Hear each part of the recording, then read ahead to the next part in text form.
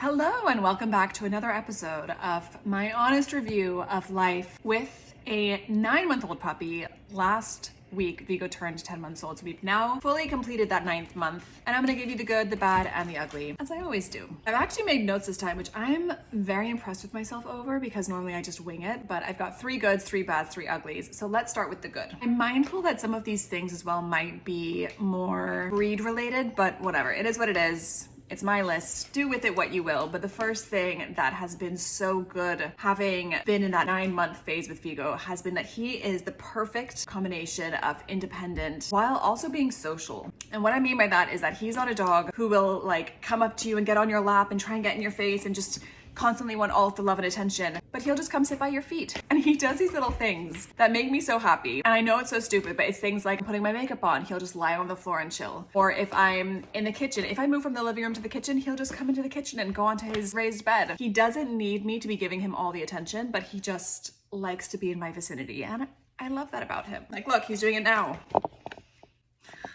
The next thing that is really good, which I've touched on before, is that he's much more calm when playing with other dogs. So, bit of context. When he first met his cousin in particular, I really felt for his cousin because Vigo was just non-stop play. His cousin is maybe like 6 months older than him, so he's still a puppy too, but Vigo was just a little play gremlin, for lack of a better phrase. And it was one of those things that we were like, oh my gosh, is he gonna be like this forever? And the good news is that he is not. Nowadays, interestingly, the tides have turned and his cousin Mackie is the more playful one, I would say. I would say that he's much more calm now than he's ever been before with other dogs. The last thing is something that didn't happen in the 9th month, but I think it's definitely worth mentioning because from other videos that I've been creating recently about the overwhelm of feeling like you don't have any freedom when you get a puppy, I would say that came to an end for us after maybe like 6 or 7 months. But every month this gets easier and it gets more manageable for us to leave him home alone and for us to not feel anxiety or guilt over leaving him home alone. Leaving him home alone has become so much easier and it doesn't feel like this thing that's like ticking in the back of my mind of like, oh my God, I have to get home to him. I'm so worried about him, which is a good thing that has come with age. Now moving on to the bad. As you can probably piece together, Vigo's in adolescence, which has brought back with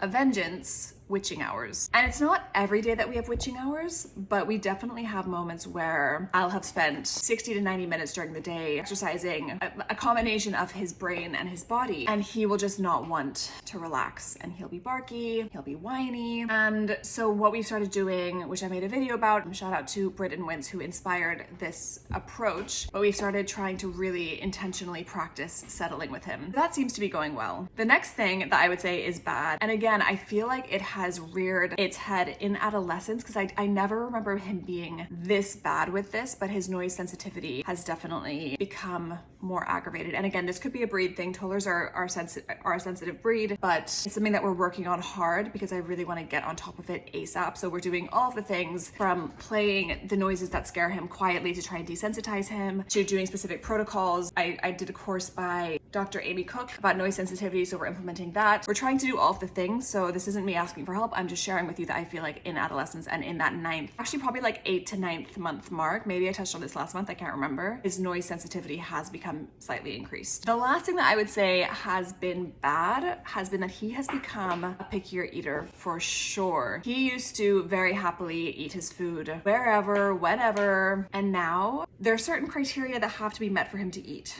And what I mean by that is that I will take his food, I'll put it in front of his face and he will not want to touch it.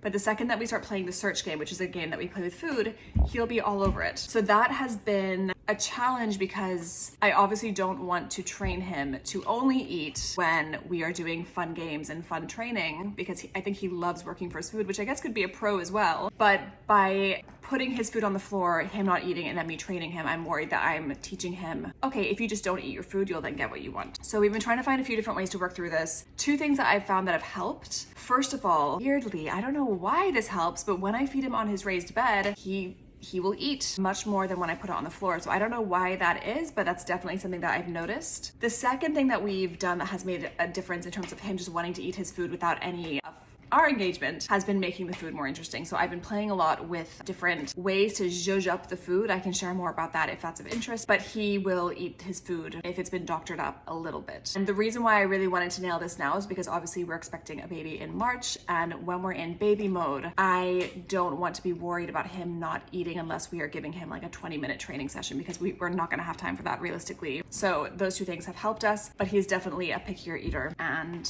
I'm hoping we'll pass once adolescence passes.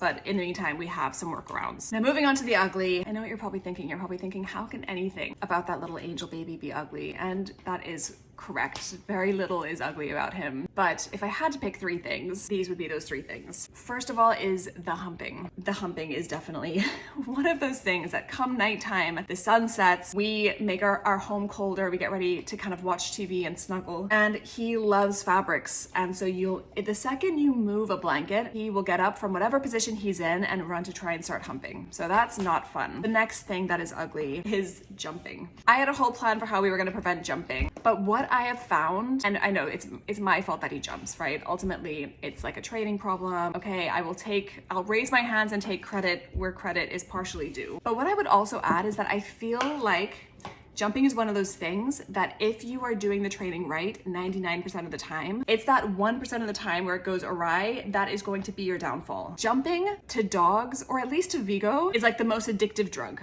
Like, he did it once and now he can't stop doing it. And I have to give myself grace, because I'm like, you know what? We had a protocol, we had a plan, mostly stuck to the plan. Obviously there are things outside of your control. When people come over, I don't listen to you, but definitely need to get that under control. So I think over the next few weeks, I'm tempted to ask my brother-in-law and sister-in-law if they want to do like co-training with each other's dogs around working on both of our dogs not jumping. The annoying thing is he doesn't really jump with me. He mostly jumps with other people. So clearly I did something right, but it just didn't translate to everyone else. And the last thing that is ugly is that he just doesn't listen as well as he used to. He used to be extremely attentive, extremely attuned to my voice and to me kind of touching base with him. And I would definitely say that he is not as much that way anymore. I don't think he's that bad, but he's not where he was. It's so funny to me because I've been having conversations with people on TikTok about the most difficult phase of puppy parenthood. And it's so funny to me when people say that the teenage phase for them has been the worst. And I think that just goes to show how different everyone's experiences can be, because for me, by far the worst experience was those first 4 to 8 weeks that he was home.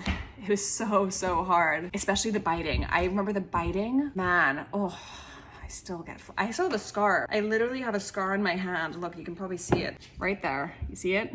From Vigo. I'm so glad we're past that phase. But anyway, I digress. I'm going off on a tangent. That is my honest review of my 9th month. Well, not my 9th month, his 9th month of life. Let me know if you have any questions. I'd love to hear if you are in this phase right now, or if you have had this phase, if there's anything that you think I missed out. But in the comments below. And as always, if you want to continue following along our journey of hopefully raising Vigo to be a brilliant family dog, make sure you give us a follow.